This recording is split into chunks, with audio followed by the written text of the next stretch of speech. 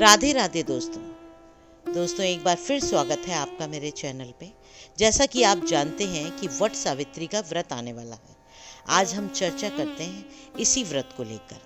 वट सावित्री के व्रत में वट यानी बरगद के वृक्ष के साथ सत्यवान, सावित्री और यमराज की पूजा की जाती है। माना जाता है कि इस वृक्ष में ब्रह्मा, विष्णु और महेश तीनों देवता वास करते हैं।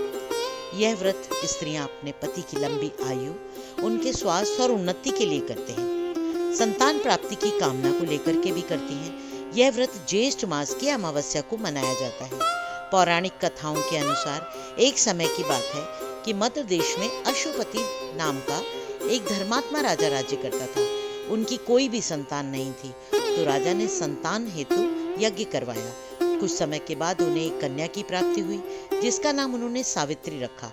विवाह योग्य होने पर सावित्री के लिए युमुत्सेन के पुत्र सत्यवान को पति रूप में वर्ण किया गया। सत्यवान वैसे तो राजा का पुत्र था, लेकिन उनका राज्यपाट छिन गया था और अब वह बहुत दरिद्रता का जीवन यापन कर रहे थे। सत्यवान के माता पिता अपनी आंखों की रोशनी भी खो चुके थे और सत्यवान जंगल से लकड़ियां लेकर आता और उन्हें बेचकर जैसे तैसे अपना गुजारा कर रहा था। जब सत्यवान से सावित्री के विवाह की बात चली तो नारद जी ने अशुपति को बताया कि सत्यवान तो अल्प आयु है, इसलिए आप अपनी पुत्री का विवाह इससे न करें। 1 वर्ष के बाद यह मर जाएगा।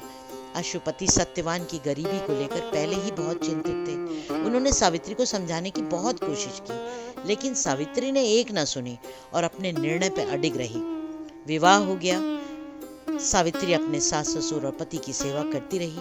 नारद मुनि ने सत्यवान की मृत्यु का जो दिन बताया था, वो दिन भी आ गया। उस दिन सावित्री भी अपने पति के साथ वन में चली गई। वन में जैसे ही सत्यवान लकड़ी लेने के लिए पेड़ पर चढ़ने लगा, उसके सर में बहुत तीव्र दर्द होने लगा और वो सावित्री की गोद में सर रखकर सो गया। कुछ देर में अनेक दूतों के साथ यमराज वहां आ गए। जब यमराज सत्यवान की जीवात्मा को लेकर दक्षिण दिशा में जाने लगे, तो सावित्री भी उनके पीछे पीछे चलने लगी। यमराज ने कहा कि हे पतिव्रता नारी, जहां तक मनुष्य साथ दे सकता है, तुमने अपने पति का साथ दे दिया, अब तुम वापस जाओ। सावित्री ने कहा, जहां तक मेरे पति जाएंगे, मैं भी वहां तक जाऊंगी। यह सुनकर यमराज बहुत प्रसन्न हो गए। उन्होंने उसे वर मांगने को कहा। सावित्री ने कहा, मेरे सास ससुर अंधे हैं, आप उनके नेत्रों की ज्योति दे दीजिए। यमराज ने कहा, तथास्तु, और आगे बढ़े और सावित्री को वापस जाने को कहा, मगर सावित्री पीछे पीछे चलती रही। यमराज ने पुनः उसे वर मांगने को कहा, तो सावित्री ने कहा, मेरे सास ससुर का राजपाट छिन गया है, वह उन्हें वापस मिल जाए। यमराज ने तथास्तु कह के पुनः उसे लौट जाने को कहा, पर सावित्री वापस नहीं गई और पीछे पीछे चलती रही। यह देखकर यमराज अति प्रसन्न हुए और उन्होंने कहा, और वर मांगो। तो सावित्री ने कहा, मैं सत्यवान के 100 पुत्रों की मां बनना चाहती हूँ। सावित्री की पति भक्ति से प्रसन्न होकर यमराज ने सत्यवान को प्राण दे दिए। सावित्री जब उस वट वृक्ष के पास आई तो उसने देखा कि सत्यवान के मृत शरीर में जीव का संचार हो रहा है और कुछ ही देर में वह उठ के बैठ गया। तभी से स्त्रियां अपने पति की लंबी आयु और सुख समृद्धि के लिए यह व्रत रखती हैं।